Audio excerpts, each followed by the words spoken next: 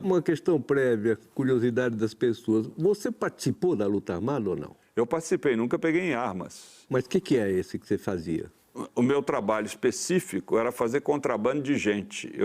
Eu fui para o Rio Grande do Sul estudar teologia com os jesuítas e eu passava pessoas procuradas pela polícia, como o Franklin Martins, por exemplo, na fronteira do Brasil com a Argentina e na fronteira do Brasil com o Uruguai, clandestinamente. Então, eu passei umas 12 pessoas, mas não consegui me passar. E você foi preso em que circunstância? Fui preso, caí numa cilada, porque quando for ao seminário onde eu estudava, dos jesuítas em São Leopoldo, eu consegui perceber que o seminário estava sendo cercado pela polícia, consegui sair pelos fundos, fui me esconder em Porto Alegre, depois um padre amigo me levou para um sítio em Viamão.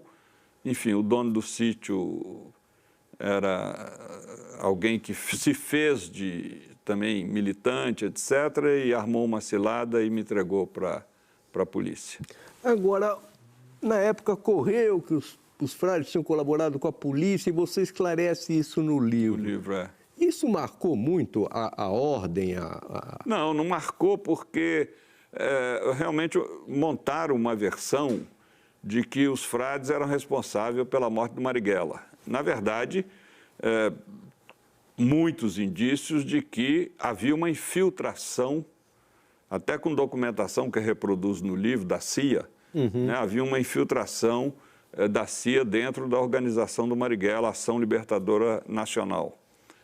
Então, nós fomos usados como bucha de canhão, como pretexto para poder encobrir essa infiltração. Mas a esquerda não entrou nessa, tanto que nós vivemos 4 anos no cárcere durante a ditadura, entre presos políticos, sempre fomos muito bem acolhidos, jamais hostilizados e nada.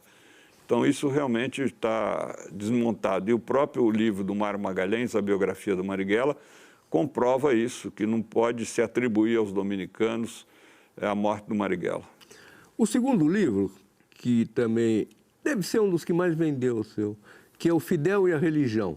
Esse realmente... Que é uma longa entrevista... É o que mais vendeu. É o que mais vendeu. Vendeu. É uma longa entrevista sobre religião com Fidel Castro. E é o primeiro livro que um líder socialista fala de religião. E fala positivamente. Positivamente. Esse é o impacto do livro. Como é que você conseguiu essa entrevista, Beto? Pois é, eu, por acaso, me encontrei com o Fidel em 1980, em Manágua, no primeiro aniversário da Revolução Sandinista. Eu estava em companhia do Lula. Fomos os dois convidados pela Frente Sandinista para participar dessa comemoração. E lá nós conhecemos o Fidel. Inclusive, quando nós fomos chamados para a biblioteca da residência onde o Fidel se encontrava para conversar com ele, eram 2 horas da madrugada e Lula e eu ficamos até às 6 da manhã. E eu pensava na minha cabeça que era a única vez que falaria com Fidel Castro. E quando eu falo com pessoas que têm muito peso de responsabilidade política, eu fico consciente que eu preciso dizer coisas que, ainda que não agradem, eu preciso dizer. Eu disse a ele: olha, comandante, eu tenho algumas perguntas a te fazer. Não, pode perguntar o que você quiser. Perguntei por que o Estado e o governo cubano e o partido cubano são confessionais. Como confessionais? Somos ateus. Falei: comandante, afirmar ou negar a existência de Deus é mera confessionalidade. E a modernidade nos exige partidos e países, constituições laicos. Ele disse: você tem razão, nunca tinha pensado por essa ótica.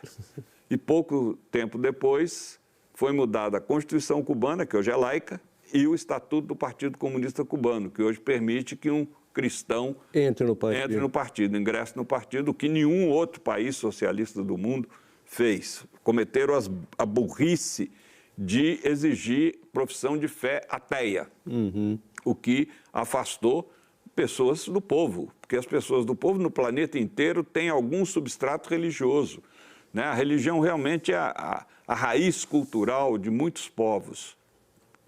A segunda pergunta que eu fiz foi como é que era a relação dele com a Igreja Católica. Eu sabia que era muito tensa. Era atritada. E quando eu mostrei a ele de que era um equívoco, como é que, sendo ele chefe de Estado de um país, se negava a dialogar com uma das instituições de peso dentro desse país, que isso era antipolítica.